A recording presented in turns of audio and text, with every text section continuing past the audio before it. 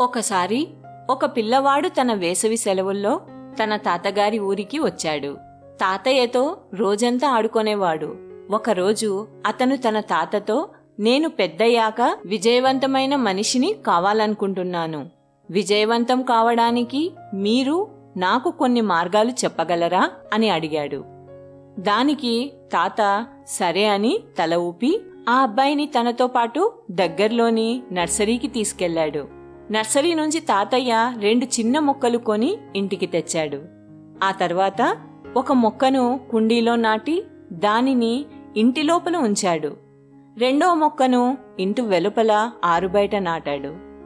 ఈ 2 మొక్కలలో ఏది భవిష్యత్తులో బాగా పెరుగుతుందని నీవు అనుకుంటున్నావు అని ఆ తాత మనవడిని అడిగాడు.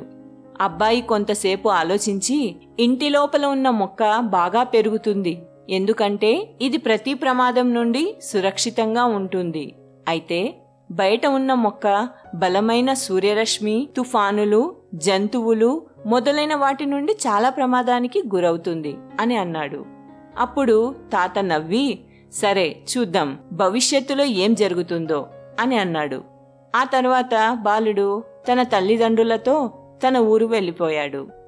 4 ఏళ్ల తర్వాత మళ్లీ ఆ బాలుడు తన తాతయ్య దగ్గరకు వచ్చాడు.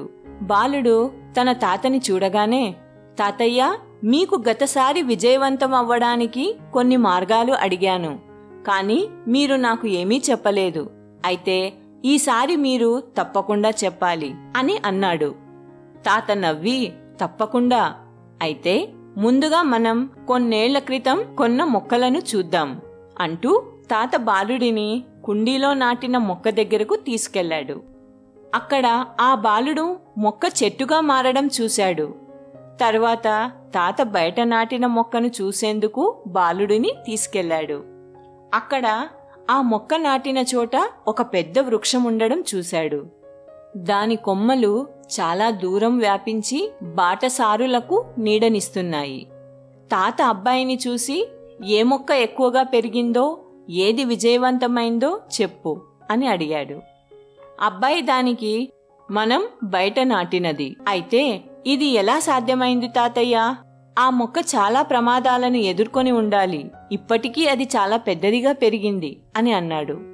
తాత నవ్వి, అవును, బయట మొక్కలు చాలా విషయాలు ఎదుర్కోవాల్సి ఉంటుంది, కానీ సమస్యలతో వ్యవహరించడం వల్ల దాని ప్రయోజనాలు కూడా ఉన్నాయి. బయట మొక్కలు తమ వేర్లను తమకు కావలసినంత విస్తరించుకునే స్వేచ్ఛను కలిగి ఉన్నాయి. తుఫానుల వంటి సమస్యలు దాని వేర్లను బలపరిచాయి. నేడు అది చాలా బలంగా ఉంది. చిన్నపాటి తుఫాను దానికి ఎటువంటి హాని కలిగించదు. మనవడా, నేను నీకు చెప్పబోయేది ఎల్లప్పుడూ గుర్తించుకోవాలి. నీవు ఎల్లప్పుడూ సౌకర్యవంతమైన ఎంపికలు చేసుకుంటే జీవితంలో నువ్వు అనుకున్న స్థాయికి వీలైనంతగా ఎదగలేవు. నీవు ఎన్ని ప్రమాదాలు ఎదురైనా ఈ ప్రపంచాన్ని ఎదుర్కోవడానికి సిద్ధంగా ఉంటే నీవు సాధించలేని లక్ష్యం ఏదీ లేదు. సమస్యలను ఎప్పుడూ అడ్డంకులుగా కాకుండా వాటిని విజయానికి సోపానాలుగా భావించు అని అన్నాడు. అది విన్న బాలుడు దీర్ఘంగా ఊపిరి పీల్చుకొని చెట్టువైపు చూస్తూ తన తాత మాటలు అర్థం చేసుకున్నాడు. మనం జీవితంలో శత్రువులుగా భావించే అవరోధాలు మనలను జీవితంలో మరింత బలంగా మరియు మరింత విజయవంతం చేస్తాయి. అదేవిధంగా మన జీవితం ఎన్నో వంపులు మరియు మలుపులతో నిండిన గొప్ప సాహసం లాంటిది. అది మన మార్గాన్ని అడ్డుకొనే అడ్డంకులుగా అనిపించవచ్చు. అయితే ఈ అడ్డంకులు పరిష్కారం కోసం వేచి ఉన్న పజిల్స్ లాంటివి. ఒకసారి ఊహించండి, మీరు గేమ్ను ఆడుతున్నప్పుడు సరదా భాగంతో సవాళ్లను ఎలా అధిగమించాలో ఆలోచించండి. జీవితం అదే విధంగా పనిచేస్తుంది. మీరు ఎదుర్కొనే ప్రతి అడ్డంకి నేర్చుకోవడానికి, ఎదగడానికి మరియు మరింత బలంగా మారడానికి ఒక అవకాశం. కాబట్టి ఈ రోడ్ బ్లాక్లు మిమ్మల్ని నిరుత్సాహపరచనివ్వవద్దు.